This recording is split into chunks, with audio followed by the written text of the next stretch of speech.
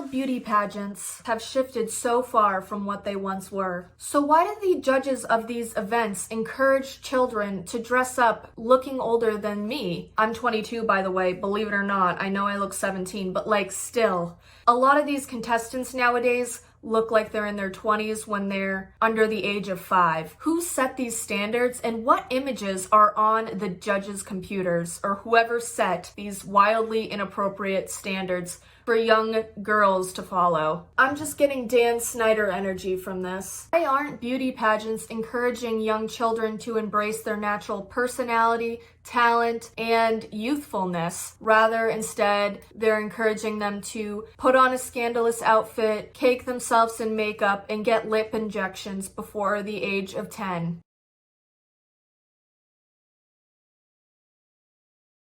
Child beauty pageants were when they first started. Little Miss America pageant began in the 1960s at an amusement park where the contestants were encouraged to be youthful and wholesome in their natural selves.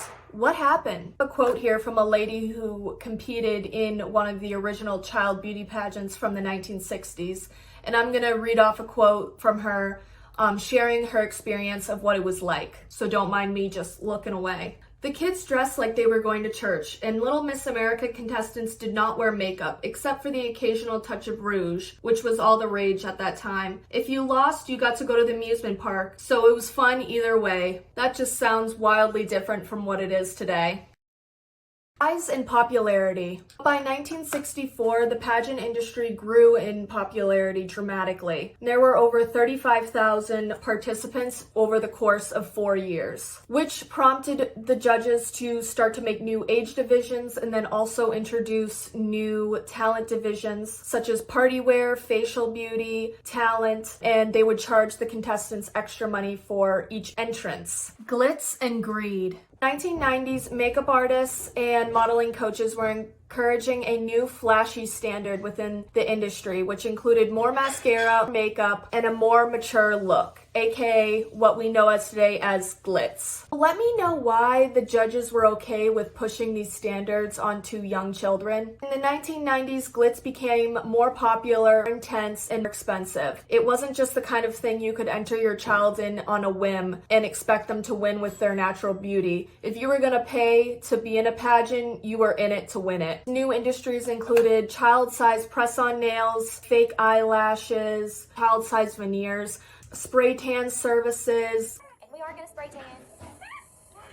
Oh, look how white that is under there. You can't go to a pageant like that. Glitzy tiny little outfits that were custom made, and hair extensions fit for children. Just a whole new industry of beauty was invented. Controversies. As the industry of glitz began to evolve, so did the new controversial looks, and I'll be inserting some of the controversial edgy looks that have been put into the media throughout the years. And some of these include young children getting lip injections, which apparently is a norm in this space nowadays, which is just really sad, to inappropriate acts. Like one time in Toddlers with Tiaras, a little girl dressed up as Vivian Ward, who's a Hooker from the movie Pretty Woman, and just revealing outfits on end. Moving on to the consequences of children beauty pageants. First of all, it teaches young girls that beauty equates to success at a very young age. It kind of ingrains that in their head. Also, pageants are strongly associated with eating, EDs, and low self-esteem, as well as with depression. Oftentimes, if you could see this clearly through the show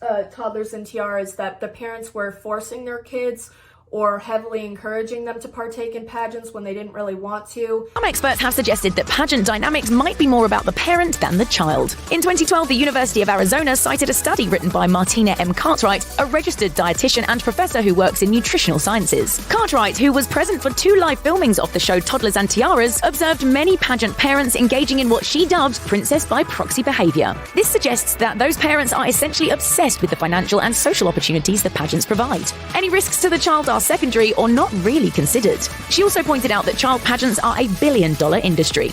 and it ended up with a lot of parents living through their children by forcing them to partake in these pageants. Cassidy started doing pageants as soon as she was born. She was on stage at 2 months old. Come on over here. Let's see what you know.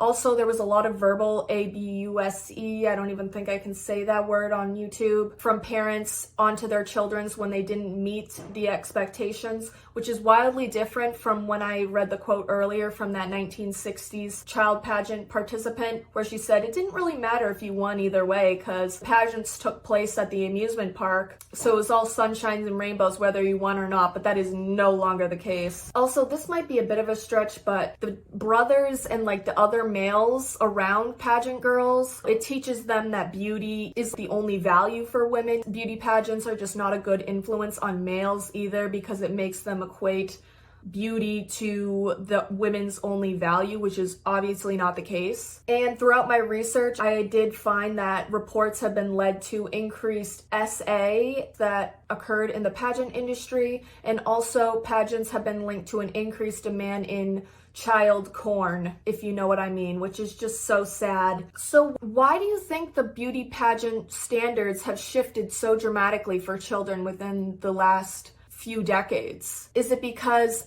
it's a lucrative business and there's a lot of money in it, you know, meeting all these needs for people to buy all these procedures and cosmetics and expensive clothing? Do you think it's because it's lucrative and there's a lot of money in it? That's why the standards have been elevated so high and unrealistic and borderline inappropriate or just straight up inappropriate? Or do you think the inventor of these standards has a more sinister motive in mind? Let me know in the comments down below. Thank you guys so much for watching. I hope you learned something from this video. Please comment your thoughts on the ever-evolving, disturbing standards of the child beauty pageant industry. Comment what your thoughts on that are down below. Is it lucrative and just trying to meet these unrealistic needs, or do you think there's some CP motive in mind? Also, check out my other social medias if you like this fashion commentary kind of deal. I have a lot more videos on TikTok, and if you want to see like thrifty outfit ideas, because basically everything I own is thrifted or I made it myself. I'm into sewing as well, as you can see. Check out my Instagram. You'll see some of that crafty fashionista stuff over there. And thank you guys again so much for watching. It means a lot to me, and have a good one. Bye.